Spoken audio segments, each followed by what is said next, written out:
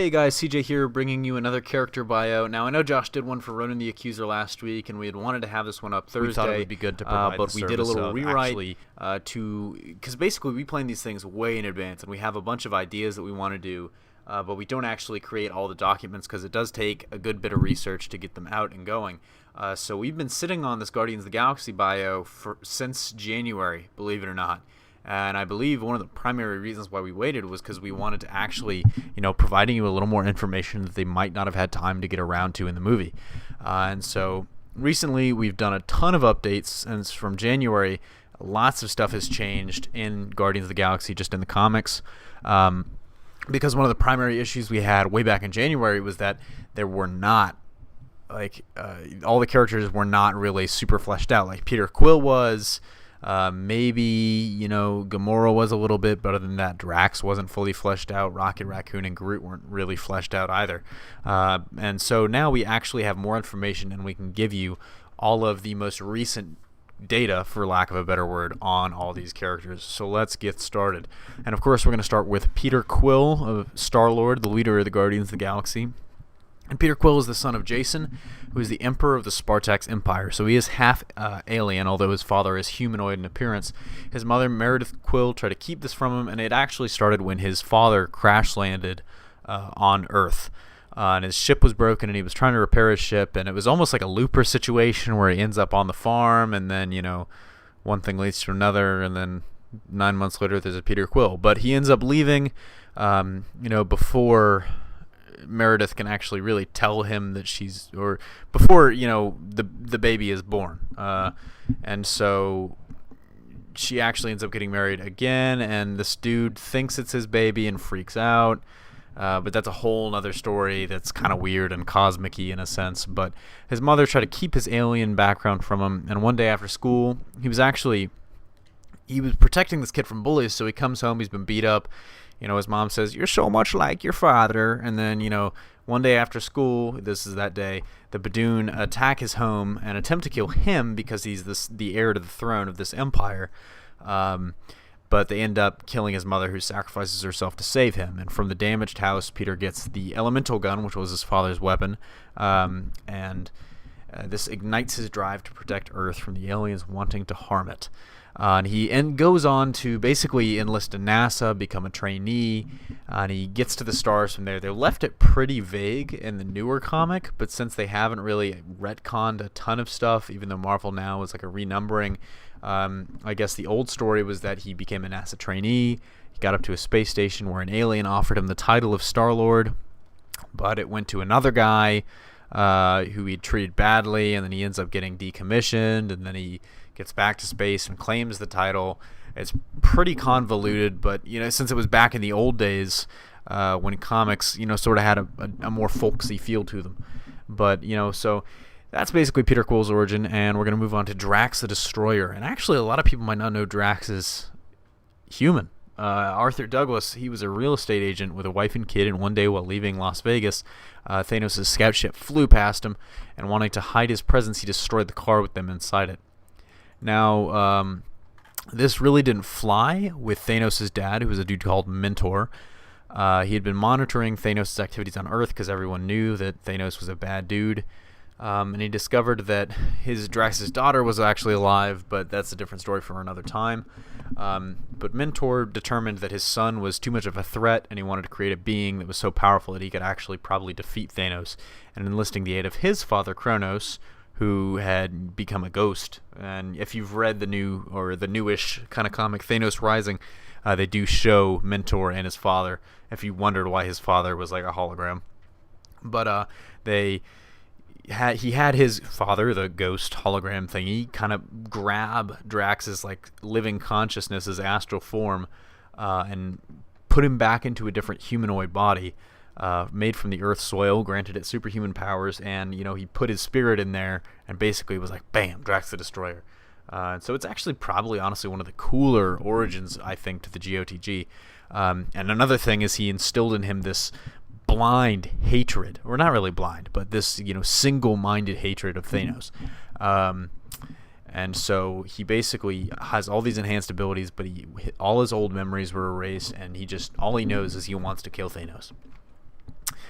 Gomorrah, wonderfully played by Zoe Saldana, and I completely forgot to mention Dave Bautista in the last post, and so let me just say real quick, one of my personal life goals is now to hug Dave Bautista. Originally I wanted to just give him a handshake, but he seems like a hugger, so that's on my list. If any of you know how to make this happen, please contact me. I'm being dead serious. Gomorrah, wonderfully played by Zoe Saldana, complete badass. She was the last member of the Zenhubris race, which were killed by a religious empire worshipping Magus, or Magus, something like that. Seeing this as an infant, she was raised, trained, and augmented by Thanos himself. And he sent her on various, assassination missions, basically becoming sort of like the Mara Jade to his emperor. And like Mara Jade, she ended up turning on him. And she tried killing Thanos, but she failed, and then she leaves, deciding to do good throughout the universe, although she has not given up on her quest to kill the bad dude. Rocket Raccoon, he was a law enforcement officer on the planet Halfworld, and actually Rocket's origin is really one of my favorites because I think a lot of people don't know about it, but it's really interesting in and of itself. Now, he's from this planet named Halfworld, and Halfworld basically was a world these humanoids came to with robots as caretakers, and eventually the humanoids, the funding was cut actually, and so they leave the planet, but they program the robots to protect the people on Halfworld. And Halfworld was sort of like an asylum world, and so they had to take care of all these these crazy people, the loonies, and the robots eventually malfunctioned due to solar radiation, and kind of basically, I guess, disagreeing and almost taking offense at the craziness of these insane people in the asylum. They were like, we can't handle this. And so they genetically modify these animals like Rocket Raccoon. There are tortoises running around, otters, beavers, really anything you can think of. And they modify these animals to perform the task instead and, take care of all these crazy people, make sure they're happy, fine, protected, safe. And Rocket was a law enforcement officer. He was essentially like a prison guard. And he eventually leaves Halfworld with a group of animals to explore space, and after an accident, he was alone. And so he's kind of interesting. They hinted at it in the movie that he was a genetic experiment, and he was kind of a freak, but they don't really go into it too much. But yes, and now we get to talk about everybody's favorite from the movie, Groot. I am Groot, and he was the king of a previously thought to be extinct race called Flora Colossus from Planet X. The sapling that became known as Groot was from a very special, I guess, genetic line, and he was gifted in what is called quasi-dimensional superpositional engineering, which is just goes to show that for a guy that can say, I am Groot, he's actually very, very intelligent. And he actually didn't get along with his fellow people, but preferred the company of the maintenance mammals, who the other saplings treated with prejudice. And basically Groot gets exiled because he stuck up for one of these mammals and killed another tree baby. And in 1960 he crashed on Earth with the intent of stealing a town for study, but he wasn't able to but the people weren't able to harm him and fled, but using special termites he was defeated, and eventually he was collected by the Collector. He escaped the Collector and decided to become good, which is a great thing because he's an awesome character. But while he was in space, he was captured by the Kree and imprisoned alongside Rocket and Peter Quill, and that's one of the ways that they kind of join up and get together. And so now we jump into the origin of the team.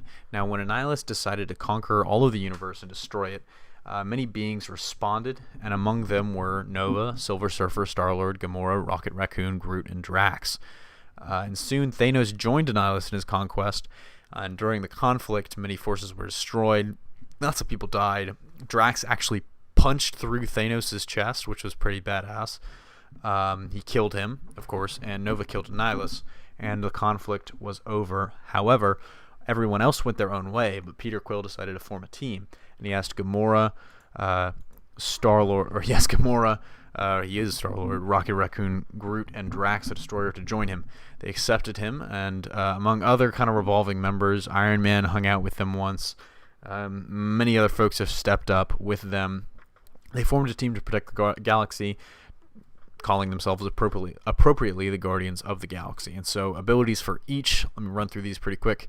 Peter Quill has enhanced physical abilities due to his Spartoy blood. He is intelligent, and he has enhanced longevity due to this Spartoy blood, because Spartoy can actually live for almost 200 years. He's also an expert marksman, pilot, combatant, strategist, and leader, though most of that has come from experience. Drax, he has superhuman strength, speed, durability, senses. He has a healing factor, actually, and his limited cosmic awareness. All of this is from what was granted to him by the Mentor and Kronos. He's also a master combatant. Gomorrah has superhuman strength, speed, durability, agility, and healing factor, and that is actually just because of, her alien blood. But she's also a master combatant, marksman, strategist, tactician, weapons master, and acrobat, and that comes from her, I guess, training at the hands of Thanos to be basically the Black Hand, with another Mara Jade reference there. Rocket Raccoon has superhuman senses and intelligence. He's a master marksman, combatant, weapons master, strategist, tactician, and pilot. So he is a lot more intimidating than he looks.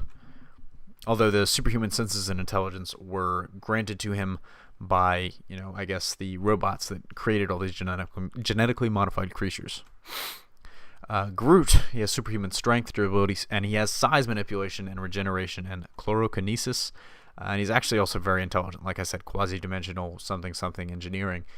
Very complicated. But the size manipulation and regeneration, particularly seen in the new movie, which was awesome.